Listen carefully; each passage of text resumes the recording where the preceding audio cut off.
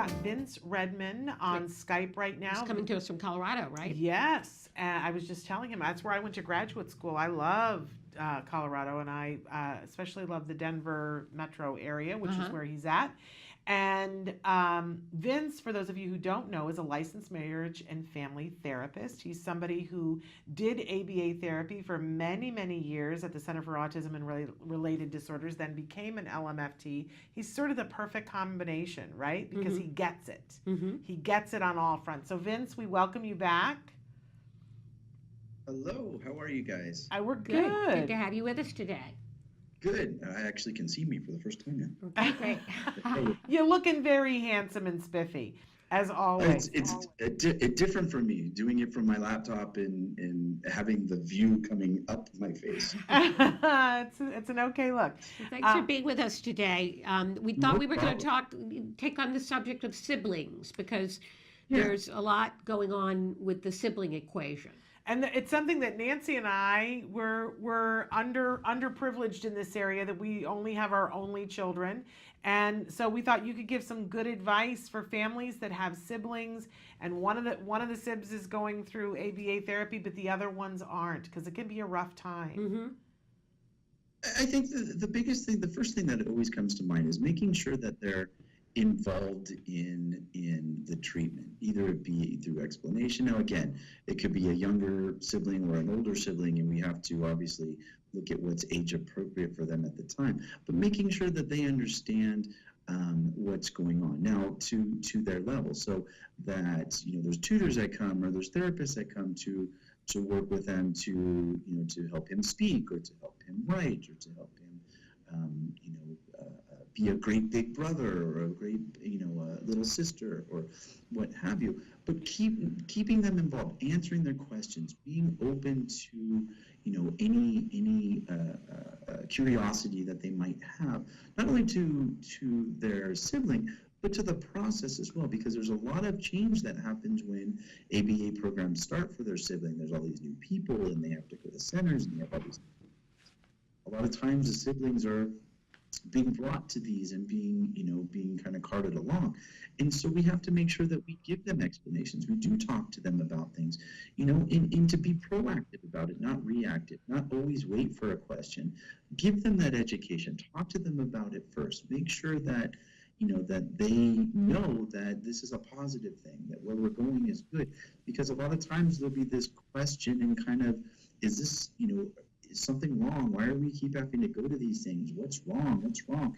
But if it's like, no, we're going there to learn, and we're bringing our brother here to talk better, we're bringing him here to learn how to play toys like you do, and that kind of thing, it creates a very positive environment and a really good opportunity for relationship building between us. What about siblings that start to take on a feeling of responsibility for their sibling with autism? Is there a way that their parents can talk to them about that? Well, there's a couple different things, right? I mean, when you have a sibling that's taking on responsibility, my first thing is I think that's a good thing, because then there's that bond, there's a closeness, there's a connectivity to their sibling, and they want to, protect them, or they want to, help them. And I think in any sibling relationship, especially from older to younger, that's a good thing to have. Now, the problem sometimes, and I think this is what you were alluding to, Nancy, as well, is there's an over responsibility where they're taking on the responsibility that like they have to teach them certain things, or that they have to protect them from everything, or that they are the ones that are responsible for the child's development and growth. So we have to make sure we talk to them about what are their responsibilities, what are the things that are good. Again, protecting them and wanting to do good. Have them give the information to an appropriate adult, or have them make sure that they, do continue to interact with the sibling in those environments. There's a lot of responsibility that's displaced throughout the family, and siblings self-responsibility. We want to make sure that they maintain the appropriate amount. Okay, we lost you for just a little second there, but I got the sense of it. I think you're back. So one of the things that I've noticed, Vince, is that the kiddos that grow up having been siblings of individuals on the spectrum tend to be some of the best well-rounded people I've ever met in my life. They're more patient, they're generous with their time and their spirit. They're really super kind and aware people. But when in talking to them, and I try to interview siblings whenever I can, they do say that they felt like they were less than, that everything was about the other child. And I've asked them from time to time, well, now these are adults, right? So what would you have done differently? And they don't really have an answer. I'm looking forward to some of them having kiddos themselves and being able to put it through a filter once they're a parent, because I think that helps.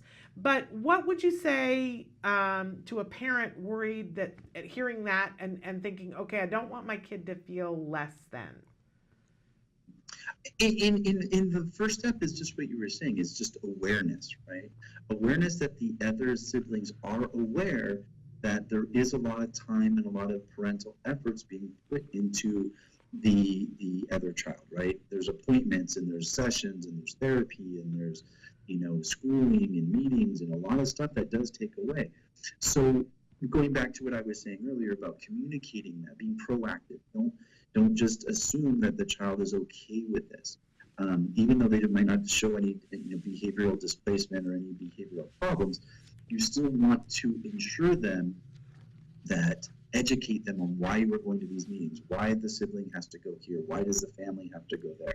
That education and that communication at a fairly early age, I think, is extremely important, because then they're always in the know of what's going on, plus they're encouraged to ask questions. So we've opened up a really good communication pathway. The other thing is then also dedicating time for that sibling as well, right? Making sure that they do get individual attention, that their individual achievements and desires and extracurricular activities are being addressed as well. Us parents can only go so many different ways, and we know that. But if we're communicating it and then actually still dedicating individual time for the siblings, I think we're doing everything the best that we can. Thank you. What do you think about with our kiddos on the spectrum? We're always looking for what are they specifically good at, and then trying to feed that. And I'm just thinking about, my sister had twin girls, and it was always so hard that what happened was our family sort of differentiated. Well, one of them was really into one thing and the other was really into something, and then we sort of doubled down on those differences and really tried to reinforce, one of them really and put that in that context. Is it important for us to find something that the non-ASD SIB is good at and really reinforce that? I think that's a great idea. I mean, there's a lot of things that you're going to do as a family, a lot of things the kids are going to do together, but you do want to find the individual strengths, the individual preferences or things that they enjoy doing, and really highlight that. That is for Timmy, and this is what Timmy's good at, and we're going to go to Timmy's baseball games, and these are the things that he either excels at, or it could be something that he just shows great interest in, and we want to make sure that we reinforce that and we highlight that as something that is individual to him, and that's something that he gets a lot of attention, because that's where a lot of this is stemming from, is making sure that we're giving the positive attention that's going to make them, it's going to help them grow, but it's also going to encourage them to do things that they want to do independently. And kind of keep that sacred, right? The show Atypical on Netflix, which centers on a family where the son is on the spectrum, the sister, and such a great relationship on that show between the siblings. I think that's one of the best things about that show, is how it's written for the sibling. And there's a scene where she's the big track star, right?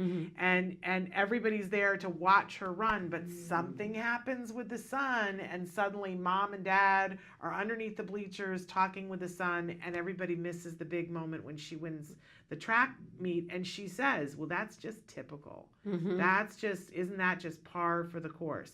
So, not only finding the thing that they're really good at, but keeping that sacred. Hard. But making sure that you promote that and don't don't soft pedal that for something else, right? Right. Right, and like you're saying, it's not perfect, right? I mean, like the scene in the show that you were referring to, again, those things happen, and I'm sure it happens to her, and it happens to all of our families more often than we want it to.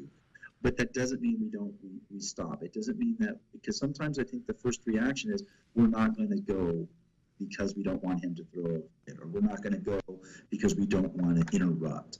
I think that is we want to still encourage families to continue to go to the track meets, continue to go, because the child is going to see that dedication, that persistence, and that they do genuinely want to be there.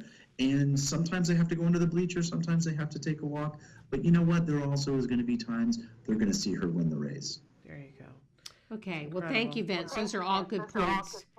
And any families out there with siblings that are listening, just, we know it's tough to balance it out. Can't even imagine. Yeah, so as Shannon and I said, we don't have that situation with only children, but kudos to all the families that are trying to keep a balance in the family. And I love what you said, Vince, about including the kids, because I think that's super important. The truth is that a sibling can end up being one of the best therapists on your team, and if they're reinforced properly for it, they will enjoy it as well. Right.